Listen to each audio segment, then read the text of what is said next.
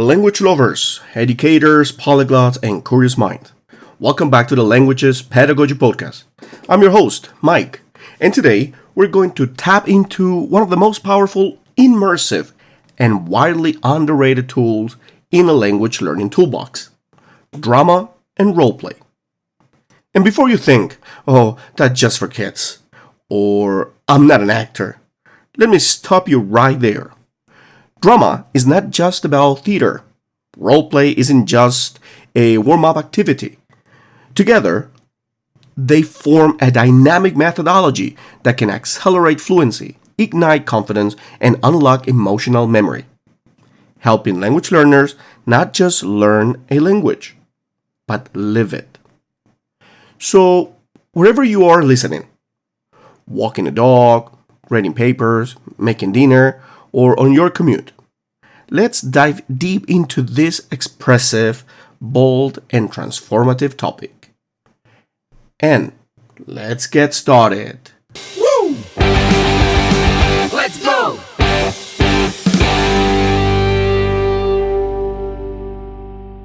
Let's begin with a fundamental question. Why drama? Or why now? The answer is embedded in human history. For centuries, drama has been the mirror of language and culture. From ancient Greek tragedies to Shakespearean monologues, language was not learned in isolation, it was embodied. And when learners step into a character, a situation, or a different world through drama or role play, something magical happens. Language becomes emotional, experiential, and embodied. And that is where memory thrives. Now, let's talk science a little bit. When we act or pretend, we engage the limbic system, the emotional brain.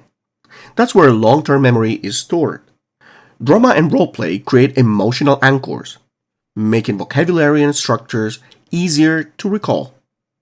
It's not just about repetition, it's about association. Now, consider this. When students play the role of a waiter in a restaurant, they don't just memorize the phrase, "Can I take your order?" They feel it, perform it, and connect it with context, gestures, and intention. That's cognitive encoding at its finest. Now, one of the biggest myths out there, is that drama and roleplay are just for young learners. Wrong. In fact, adult learners often benefit the most, especially those who are shy, anxious, or stuck in perfectionist mode. But why is that? Well, that's because when you step into a role, you're not you anymore. You can make mistakes without fear. You can experiment with accents, emotions, and vocabulary with freedom. Roleplay becomes a safe rehearsal space for real life. Imagine a group of adult learners practicing a doctor-patient scenario. 1 minute, you're diagnosing a cold in Spanish. The next, you're the worried patient asking for help. It's not a worksheet. It's language in motion. Roleplay, it's not just play. Let's get one thing straight. Roleplay is not playing pretend for the sake of fun. Though fun is a welcome side effect, right? You all know that. So, roleplay is target linguistic rehearsal. It's where language meets social function. Asking for directions, negotiating prices, interviewing for jobs, resolving a conflict, and so and so. So, here, you can scale it even. From beginner dialogue to advanced improvisation. Right? For example, in A1 learner, ordering food at a cafe, let's say. A B1 learner, handling a lost luggage complaint at an airport. A C1 learner, mediating a work dispute between two fictional colleagues. Each roleplay activates vocabulary, functional expressions, intonation and rhythm, and cultural appropriateness, all wrapped in emotional engagement. The power of voice, gesture, and emotion. When we think of language learning, we often forget that communication is multimodal. It's not just what we say, it's how we say it. Drama incorporates intonation, facial expression, body language, pause and pace, eye contact. These are essential tools for intelligibility and fluency, of course. And learners internalize these skills better through performance and through theoretical instruction.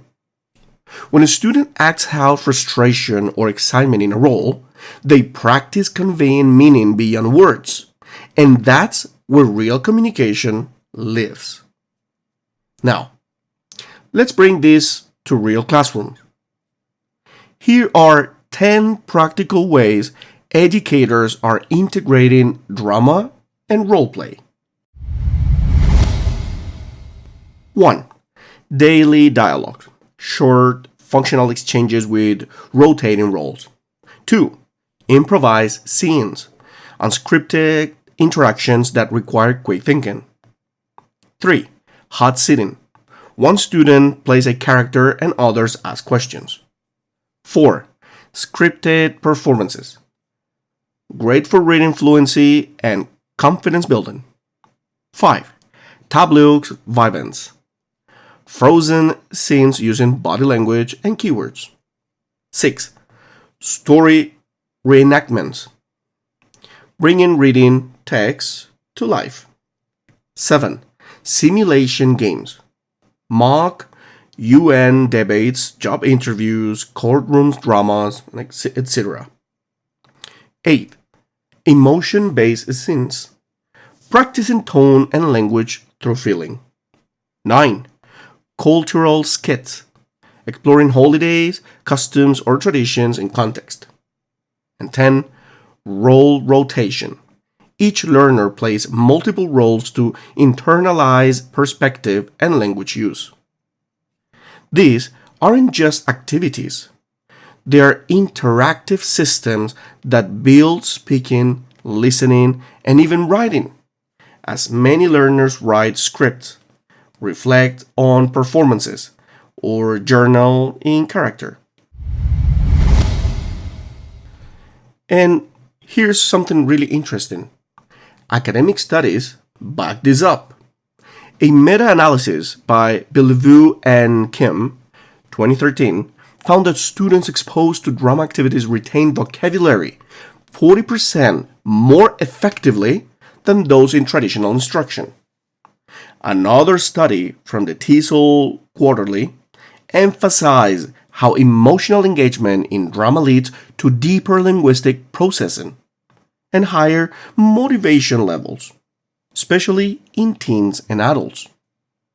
Drama also helps reduce language anxiety. According to Hogwitz's foreign language classroom anxiety scale, learners in performance-based classes reported higher self-confidence, better pronunciation, and more risk-taking behavior in speaking. Interesting, right? So, let's jump to language plus culture equals drama. Language doesn't exist in a vacuum. It's embedded in cultural norms, as we have talked here many times. Gestures, humor, and interpersonal expectations. Drama allows learners to practice not just how to say something, but when, why, and to whom, and in what tone. Want to teach the concept of formality? Have learners role-play a conversation between two close friends, a teacher and a student, a customer and a store clerk, a parent and a child. Same words, different dynamics. That's pragmatics in motion. Now, beyond the classroom, self-study role-play. You don't need a full classroom or a drama degree to use these techniques. Solo learners can record themselves playing two characters. 1. Use AI chatbox tools for conversation simulations. Write and perform skits in front of a mirror. Mimic scenes from movies or shows. Substituting their own voice, of course. Use language exchange partners for improvisational scenes. These methods combine the best of shadowing, intensive listening, vocabulary use, and speaking practice, all in one. For teachers, planning a drama-based lesson. Start simple. Focus on function first. What real-world skill are learners practicing? Then, add the following. Characters. Student A is a tourist. B is a hotel clerk. Context. They're checking into a hotel late at night. Conflict. The reservation is missing. Language targets. Past tense, polite request, expressions of frustration. Boom. That's it. You've got a language rich, emotionally engaging, communicatively authentic scene.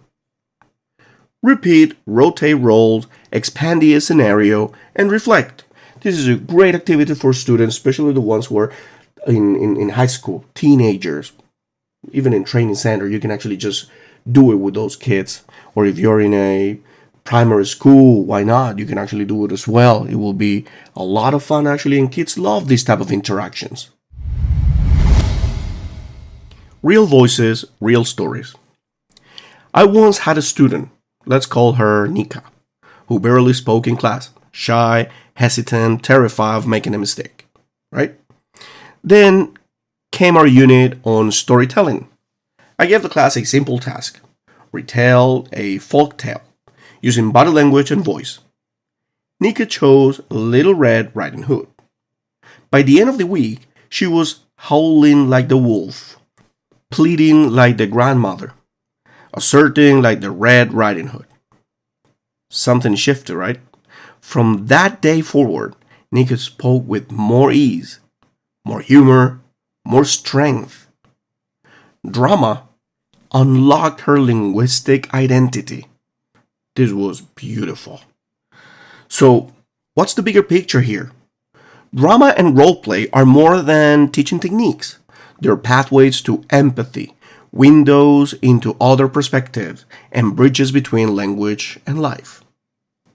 In a world that often reduces language learning to test scores and grammar drills, drama brings it back to what it really is: expression, connection, emotion, and meaning.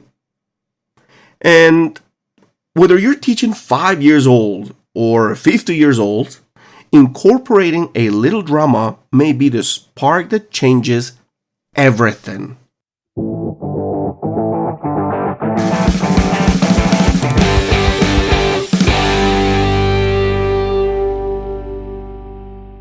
And thank you very much for joining me on this deep, expressive journey through drama and roleplay, for language acquisition, of course. I hope it's inspired you to try something bold, something theatrical, something beautifully human in your next language class or learning session. And remember, it's not about being a perfect performer. It's about feeling the language, living the moment, and finding your voice. Until next time, keep rehearsing your words, embodying your voice, and learning with passion. Keep speaking from the heart.